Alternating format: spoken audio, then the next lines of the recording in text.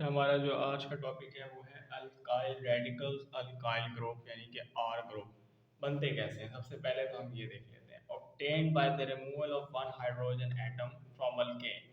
क्या एक hydrogen atom, सिर्फ एक हाइड्रोजन एटम निकलते हैं अगर अल्केन में से, तो हमारे पास अल्काइल रेडिकल बन जाता है। यानी रिप्लेस करते हैं, अगर हम इसका नेमिंग कैसे करेंगे कि रिप्लेस कर देंगे N of alkane, A N of alkane alkane अल्केन में से ए एन ई को हटा देंगे, एन को हटा के हम वाई एल से रिप्लेस कर देंगे तो वो क्या बन जाएगा, अल्काइल बन जाएगा। अब हमारे पास कुछ एग्जांपल है, मिथेन है हमारे पास CH4 सी और ये 4 हाइड्रोजन। जैसे ही यहाँ से हमने एक हाइड्रोजन रिमूव किया हमारे पास क्या बन गया, मिथाइल ग्रुप। ठीक है, ये हमारे पास एक हाइड्रोजन यहाँ से रिमूव हुआ, CH3 बचा, ये मिथाइल ग्रुप अल्काइल ग्रुप हो गया हमारे पास। इसी तरह हमारे पास ये मिथेन की एग्जांपल, और इसी तरह हमारे पास इथेन है हमारे पास C2H5। जब दो कार्बन हो जाए तो वो इथेन होता है। ठीक है, और जब इथेन को हमने मिथेन में से एक हाइड्रोजन रिमूव किया तो हमारे पास क्या आ गया, यहाँ पे CH3CH2 यानी कि C2H5, और एक हाइड्रोजन यहाँ से रिमूव हुआ तो वो क्या हुआ, इथेन से इथाइल बन गया। ये हमारे पास अल्केन था और ये हमारे पास क्या है, अल्काइल है। फिर उसके बाद है हमारे पास formation of alkyl group from propane.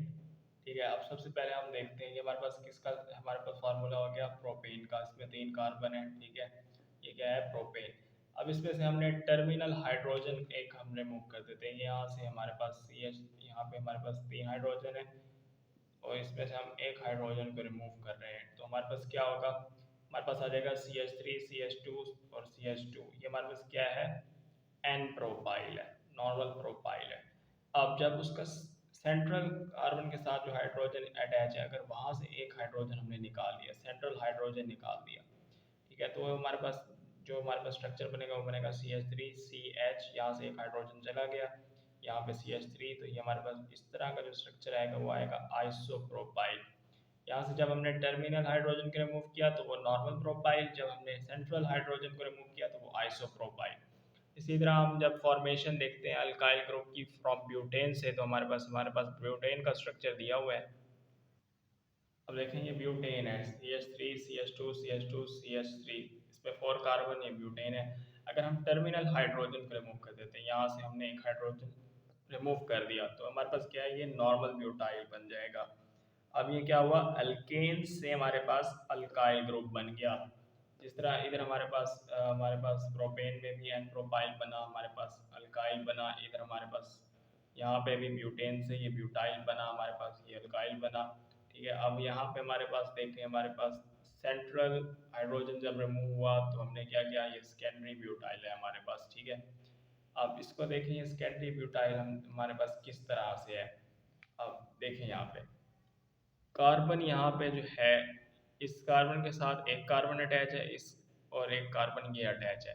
एक कार्बन इस कार्बन के साथ ये वाला हो गया और एक कार्बन ये वाला हो गया, मतलब इस कार्बन के साथ जहाँ से हाइड्रोजन हमने रिमूव किया है उसके साथ 2 और कार्बन अटैच है, इसलिए हम इसको क्या कहेंगे, सेकेंडरी ब्यूटाइल। सेकेंडरी, याद रखिए 2 कार्बन अटैच है इसलिए सेकेंडरी है। उसके बाद हमारे पास है आइसोब्यूटेन।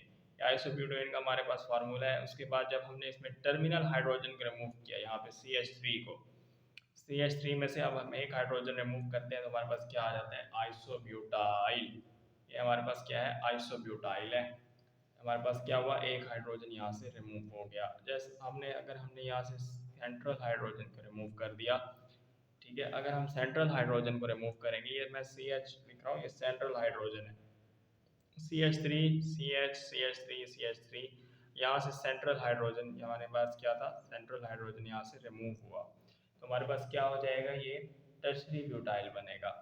अब यहाँ पे हमारे पास क्या था, CH था, तो इधर भी CH है, यहाँ पे भी CH है, यहाँ पे हमारे पास क्या होना चाहिए, यहाँ से हाइड्रोजन रिमूव होना चाहिए,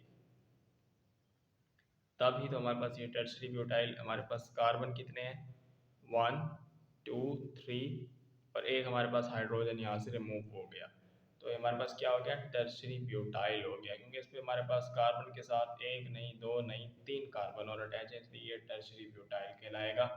तो हमारा यहाँ पे आज का टॉपिक क्लोज होता है।